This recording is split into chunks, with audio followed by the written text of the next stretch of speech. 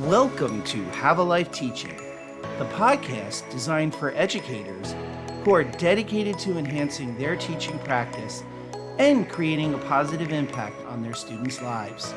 In each episode, we'll dive deep into the world of education, exploring a wide range of topics related to curriculum, instruction, and assessment in K-12 schools.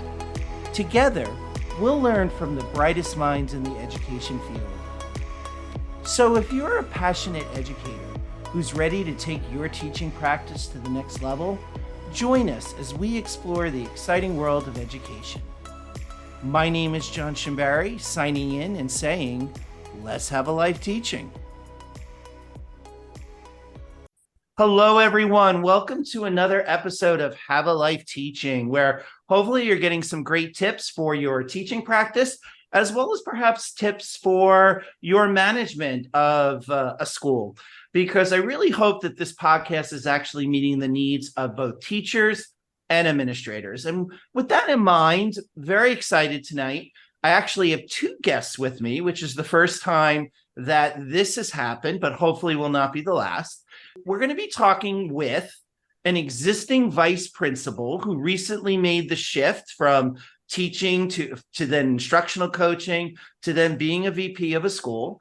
And then we'll also be talking with a leadership coach about where she can go next in her career and what she could do to step up her game, because the VP that we have with us is actually a very self-reflective person whom I know very well because we've had the opportunity to work together. So with that in mind, let me introduce my two guests. First, I'm going to be joined by Alexandra Auriemma, who, like I said, is a VP in the New York public school system. And then we'll be joined by Frederick Buskey, who is, like I said, a leadership coach and host of the Assistant Principal podcast. Welcome, and thank you for being here.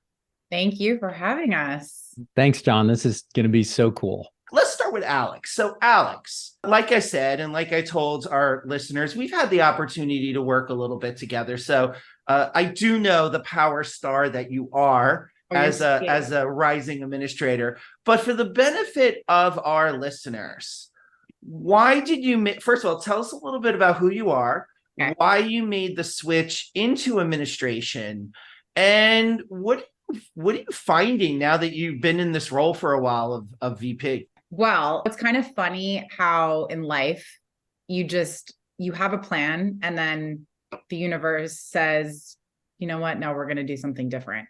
I started in a charter school in the Bronx and I got hired before I graduated, which was crazy because I was 22 years old and I had no idea what the next step was. And then this job just kind of fell into place. And I was the first 7th grade teacher in the school. The charter had built a grade every year. So there was no resources. There was no guidance. It was kind of just like, you're hired, you're the teacher, go. And it was very sink or swim. Obviously, I swam. And then I had an opportunity to move into the New York City system and kind of like a, what do I do moment? Do I stay in the charter? Do I go to DOE? I ultimately chose to go into DOE, and I was a 7th and 8th grade English teacher as well. And I remember probably my 3rd year, I had an assistant principal who was formerly a colleague of mine, and he went into administration. And I remember when he was making the transition, he was like, you have to do this. You're made for it. And I was, you're crazy. Absolutely not. I will never, ever, ever go into leadership. Because at the time I had seen so much leadership around me that I wasn't fond of. I didn't want to become what I was around. And I was absolutely not. It's not happening. And then he started to slide in. Are we allowed to say names or we're not allowed to say names? If it's good, my rule is if it's good, say names. And if it's not good, don't say names. Michael Pontevi, huge shout out because he was the catalyst in a lot of ways. And now he just became a principal. Shout out Mike Pontevi as of September. He was very tactical. I don't know if he knew he was doing this, but he put me in as the 8th grade team lead and then the ELA department chair. And I kind of got a taste for it of what it felt like to lead a team of people. And I was like, okay, this is fine, but it's still low stakes because I'm just a teacher. And then I moved into a high school and I became an 11th grade English teacher. and a ninth grade English teacher. And I had an opportunity to instructionally coach, which was the next step of what I had already been doing in the middle school. So it was a little bit familiar, but I was working now with first year teachers who had little to no experience. And I was working with the new teachers. And it was a little bit different because somebody coming in with a completely blank slate feels a little bit more of a responsibility than kind of just working with people who are already on your team, because now you're in this position of, I really have to help you. I have to give you guidance. And I found a lot of success in that. I found a lot of joy in being in my colleagues' classrooms and learning from them, but also having a perspective that proved itself to be helpful. And so my husband and I were both in education. He works in counseling and athletics. And we both said, let's just go for the principal license. Let's just do it. And we did it. And I went all the way through and I did the second master's and looked forever for a job and gave up and said, it's not the right time. Michael Pontebi was wrong. I'm not supposed to do this. He was wrong. And then I landed in what feels like I'm so humbled by where I landed in my life. I think I am learning from the best mentor in the world. And I'm surrounded by a staff of teachers and people who care so deeply about the community that they serve. And I could not be more proud to be a part of that, quite honestly. Alex, you've made the switch from being that peer support as an instructional coach to quote unquote going to the dark side, which is administration. And by the way, most couples do couples dancing. They don't get their joint principal licenses. So I'm impressed. But now that you have made the jump to the other side, what do you find is rewarding and going well? And as someone who recently made this jump, where do you see yourself continuing to grow? And how could possibly Frederick and I help you to think further in terms of where you want to go next with your career? I like the question. Well, I made a list, but I won't read you the list. Things that are going well. I would say a strong knowledge of instruction. I know what good instruction looks like. When I go into a classroom, before I go in as a teacher or before I go in as an administrator, I go in as a kid. I was like that when I was teaching. I planned my lessons as though I was a kid, because the kid has to sit there for 45 to 60 to 90 minutes and be engaged and learn. And I find that as a strength. And I find that the feedback that I'm able to give teachers, and maybe they're just saying this to make me feel good. I don't think they are, but teachers are often like, wow, that's really interesting. I never thought about that. Or, oh, that's a really good idea. I should try that. And that volleying back and forth of sharing ideas makes me feel really good, and it makes them feel really good. And ultimately, it makes the kids have a better experience. So it's a win-win-win across the board. I value transparent communication. That's something that I start off every year by saying, or every year, I should say, the past 2 years by saying, but I think it's really important to have clear lines of communication, because it's very easy, especially in today's day and age, to misunderstand something and take something the wrong way. And we don't want those blurred lines of communication. Where do I stand? What does this mean? This is really vague. And so I try to capitalize on communication skills and leaning into the way that people prefer to communicate and how people respond to different types of communication. And I find that has aided a lot of the relationships that I've built in the past year. I try to be a person before anything. I had a teacher over the weekend. Her daughter was coming in. She shared with me from the college that she just got accepted to, and she was coming home for the weekend. And the teacher was sharing the gripes and the glows of her firstborn kid going away to college. And, I empathize with her. I don't have kids of my own yet, but I remember when my mom sent me off to college and the story she shared with me shortly thereafter of how hard it was for her, but also how exciting it was for her. And so just making those connections with people, I think, comes very naturally to me. I'm a people person. And so I think that's really important for people that you're working with, no matter what the setting is, education, business, whatever, to feel that human element. Yeah, and I would actually vouch for everything that Alex just said, because like I said, she is a pleasure to work with because she is focused on instruction. So I can vouch for you personally on that, Alex. So where would you say Frederick, given all of his experience in coaching leaders, where would you say he could help you? Well, are you going to charge me therapy rate? What's the rate here? Because I need a little work. Smile, laugh, and give me a big thumbs up. You asked me to kind of think about this question, John, and it's interesting because the areas that I see as a point of growth for me in my professional career very much mirror the areas of growth I see for myself off of the professional train in my own just everyday normal life being Alex. I'm reactive. I own that. I can be very impulsive. I'll give you an example. And this is a non-teaching example. My husband and I are in the process of trying to buy a house. And a couple months ago, we got an accepted offer after putting in several.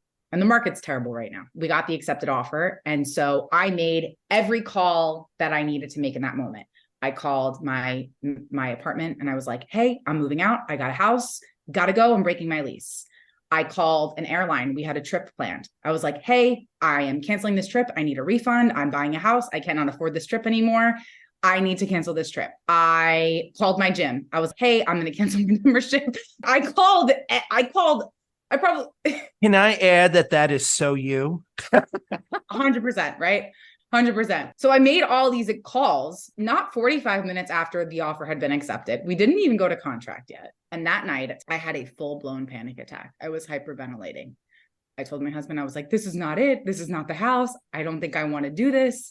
But now I called all these people and I made this really impulsive, reactive decision. What do we do? And it's such an example. It's so me. I react in a moment because I'm passionate and I care and I want things to get done. And I struggle sometimes to pause and breathe and think. And I should really take my own advice because I give this advice to teachers and students when they're having that moment of complete anxious breakdown. But I do get your point about whether it's in our personal lives or in our professional lives, taking that moment. Frederick, to bring you into this conversation, how can Alex still be Alex and have that passion and have that desire? Well, the first thing that came to mind, Alex, when you were talking about the whole house situation is what my former superintendent used to have to tell me repeatedly, which is there's a difference between the leading edge and the bleeding edge. And there's always going to be change. So when something happens, those of us that like to be proactive and that like to be out there in front, we do have to pause and we do have to think really carefully and kind of process things through and make sure that we are on that leading edge, not the bleeding edge. I've had to embrace that one. It was really interesting to hear you talk about how your personal and professional areas mirror each other. And I think that's probably true for many of us or most of us. It's also neat that you've got somebody in your school that's a strong mentor for you. That makes so much difference. One of the things that I'm also inspired to hear is how you got into it because you wanted to impact teachers. You love that idea of supporting teachers. And it sounds like you're actually able to do that, which I think sets you apart from a lot of assistant principals because many of them get caught up in all of those urgent tasks. Yeah, I mean, it's definitely easy to get caught up in, and John knows this from many a days visiting. We had one thing to do and then 12 things came up. He'd be talking to me and I'd be half in one room, half out the other, trying to undergo the process of mitosis or meiosis, whichever one it is when you split. I do feel really fortunate. It's kind of interesting. It's like this dichotomy of emotion whereby I feel really fortunate that my head of school, my principal, is the world's best mentor to me. The gratitude I have for this man, I could go on. But in that same breath, I get frustrated with myself a little bit because, and I guess it comes with experience and age and time, but I wish I had almost the wide lens view to things sometimes that I feel like I don't. And so in a moment, let me just grab this because this answer is there and it makes sense. And I don't know if it's about just patience or if it's about really processing to be able to kind of take a step back and think about all of the variables that are at play and then make a decision. And I find it's very tricky. It's very hard. It's very difficult. It's interesting as you say that. I think earlier in my career, I thought the most important thing was to have the answers. And as I've grown, and I still have a long way to go, But as I've grown, I've become much more focused on the question. So instead of trying to tell people what to do, I try to really focus on asking, what are the questions that are going to help them reflect? Frederick, what can that look like for somebody like Alex or somebody else in a VP position like Alex? I always think about assistant principals as having very, very little time. So your ability to do gourmet coaching in most schools is really limited. You're like fast food. I mean, if you can get a Bojangles biscuit in the morning or a Big Mac in the afternoon, like that's a home run. But I want to be Michelin star. Yeah. You're in the wrong restaurant. I knew it. So I always like to think about really short, simple, easy things that you can do that take a very small amount of time. And you already talked about being able to form those relationships. And that's really cool. I'm not one of those people. I have that intensity and that passion, but sometimes I burn too hot, especially earlier in my career. So I would always hear people say it's about relationships. But I didn't actually know how to build those because I was all about the mission. And so I think the thing that you're already doing, but I bring it up for people that are listening, is to be able to ask those questions on that personal level. Like, you knew that teacher was dropping her daughter off at college. Like, for people that haven't been through that experience, that's huge, and it impacts your work. Right. It's going to impact your day. You knew that. You knew probably because you were asking the right questions. And so I always advocate one really simple technique, which is I call asking the second question. The first question is, "Hey, Alex, how you doing?" And you're going to say, "Fine." Because when I ask how you're doing, I'm not really asking how you're doing. I'm just that's what we do, right? That's the way we say hello. "Hey, Alex, how you doing? Hey, John, how you doing?" But if I stop and I say, "Alex, really, how are you doing?" I've just flipped the conversation and now I've opened it up. And the thing for me to do at that point is just be quiet. And it's really hard for people that have some skill, that are passionate. You feel like you can add value by answering or by relating. The most powerful tool we have, Alex, is to be present. Ask the question and then just be quiet, because the value is in the listening, not in the telling. So that's the first one. It helps you with that personal piece and it gives people permission. And then the other half of it is, how do we hit that at the professional level? How do we ask reflective questions at the professional level? And how do we do it when I have to be down in that meeting and have 5 minutes? Like, I literally have 3 minutes and 53 seconds to get down the hall. I don't have time to coach you. But what I can do is to start helping you become a more reflective practitioner. And can we just model it? John, do we have a few minutes? Can we? Sure. Alex, tell me something that went well today. Something that went well today. It could be anything in my day, or it should be about work. Yeah, professionally. Let's stay professional. Something that went great in my day was I walked by a classroom and a new teacher to our school, her first time ever in a restorative justice class, had all of her kids sitting in a circle, and they were all really engaged in the restorative process. What's something you felt good about that you did as a leader today? Made time to visit a classroom and really be present in that moment and watch what was happening and tune out emails and phones and anything else, and just really be in that moment with the teacher and the students for a few minutes. I'll just say, wow. What was your biggest surprise today? My biggest surprise, how every single teacher was standing in the hallway at their door. And that's something that at our school, it's a non-negotiable. We want teachers standing to greet kids. And you would think that it was the most well-oiled machine, and everyone was so vigilant and present. Looking back on your day, is there anything that you wish you would have done differently? Not really, no. Good. Well, hey, thank you for sharing. And I've got 7 seconds to go down to that meeting and we'll touch base again. That was the exercise. That was the exercise. I thought it was leading somewhere. No, that was great. That was just you modeling. Yeah. Yeah. And so what's, people can't, they can't see. And but I'll describe when I ask the questions, especially the surprise question and would you do anything differently? You were really thinking, right? And you did that kind of look up and to the right, and you could see you replaying the day in your mind. I think that was valuable for you because you reflected. I didn't add anything. I didn't give any coaching or any tips or anything like that. But that's not the purpose. The purpose is to help you continue to become a more reflective practitioner. And again, you're already that way naturally, but many of your teachers are not, especially the ones that are new and they're overwhelmed. So when you give them a couple minutes to reflect and you don't give them any feedback, no matter how much they ask for it, but you just ask those questions, that's the gift. That is the special gift.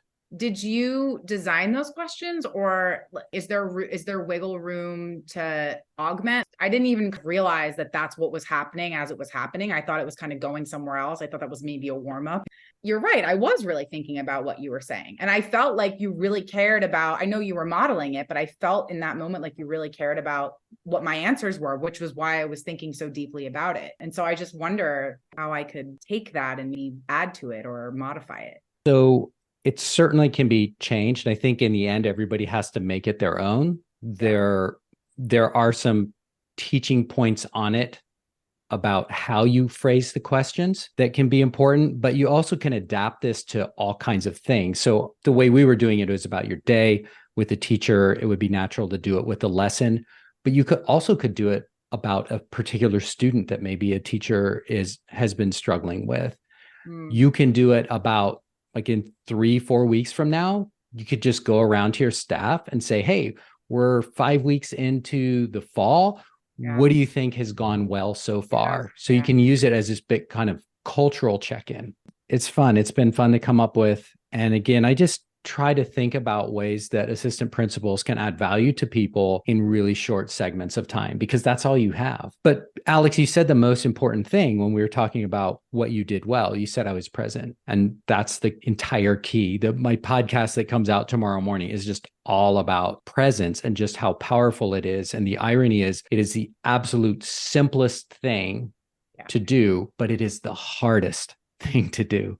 Alex, I mean, already I think we have a sense of this, but what resonated with you in terms of what Frederick was saying? And how do you see yourself going back to school tomorrow and adapting it or adopting it? It's interesting. You kind of said something before about switched over to the dark side. Maybe I shouldn't have used that phrasing. Oh, you know what? It's whether or not you said it, it's this essence that exists in the field of education. And I believed that there was a dark, I mean, maybe I'm so tainted by the dark side now that I feel, I think that it's very easy to attach this stigma, and rightfully so sometimes, in any capacity, in any field, right? There's always kind of the good and bad, the yin and yang. But what I really like about Frederick's exercise and philosophy is this thing that kind of touches on mindful leadership and about just being a human. And I think if you're able to kind of break through the stigma, so to speak, and allow and create space for people to see you as a person who cares and a person who is present, I think that ultimately yields relationship building. And if you can build relationships with people, you can build trust. And if you can build trust, you can move mountains. I'm going to ask a culminating question of both of you, and it's going to be slightly different for each of you. So, Alex, what's next for you professionally? And also, where can people find you if they want? And Frederick, where can people find you and your amazing work in leadership development? We'll start actually with Frederick this time. Oh, I thought Alex was going to buy me some time. No, you're not getting off that easy with me, Frederick. John, as you mentioned, I do the Assistant Principal podcast, so people can find me there. We do 2 episodes a week. I have a daily leadership email that comes out at 6 a.m. Monday through Friday that really tries to help people be intentional and be more present in their leadership. People can find that at frederickbuskey.com, and you get one of those nice little pop-up windows, and you can subscribe there if you want. And then I'm also on LinkedIn, which is where you and I met, And It is. I'll just take a minute. Can I plug you? Because Go for it. getting to know you has just been a tremendous joy for me. And you bring so much value to LinkedIn. And what you do there is what I wish social media really did, right? It's the promise of social media that it's this place that we can share ideas, and you always share stuff that's informative, but also stuff that invites engagement. So if your audience isn't in LinkedIn and they don't know that, they should know that about you. Thanks, I Frederick. second that. Thanks, Alex. It's true. The first time I posted like a real post on LinkedIn, John was the first person to comment, and he goes, "I'll never forget this." And because the first time I read it, out, this guy, like, what is he challenging me on social media?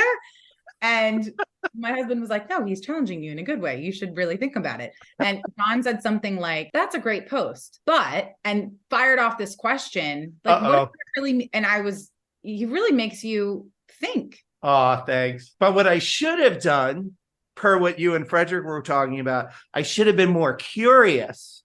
And instead of saying, "Do this," I should have said, "What do you think about this, Alex?" So even I can always benefit from additional coaching moves. We can all learn.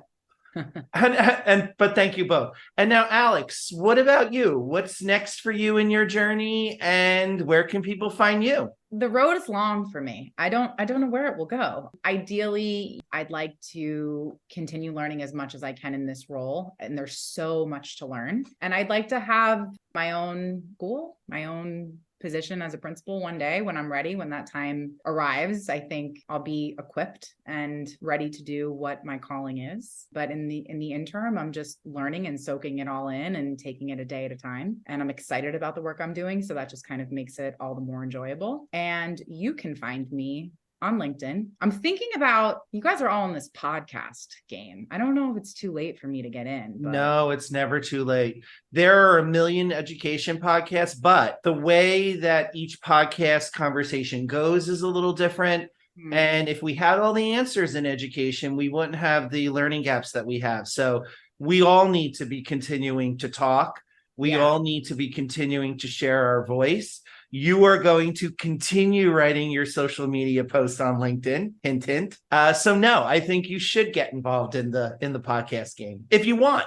I do. I want it to be meaningful. So I got to simmer and not be reactive and really think about it before I move with it and see where it goes.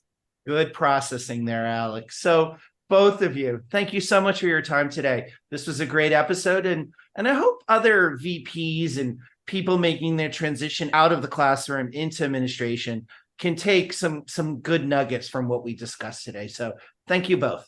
Thank you, John. Thanks, Alex. Thank you so much, John and Frederick. Really nice chatting with you. Thank you for listening today. I hope you got some great tips that you can bring back into your teaching. Remember, have a life teaching without sacrificing your own. Also, don't forget to subscribe and be well.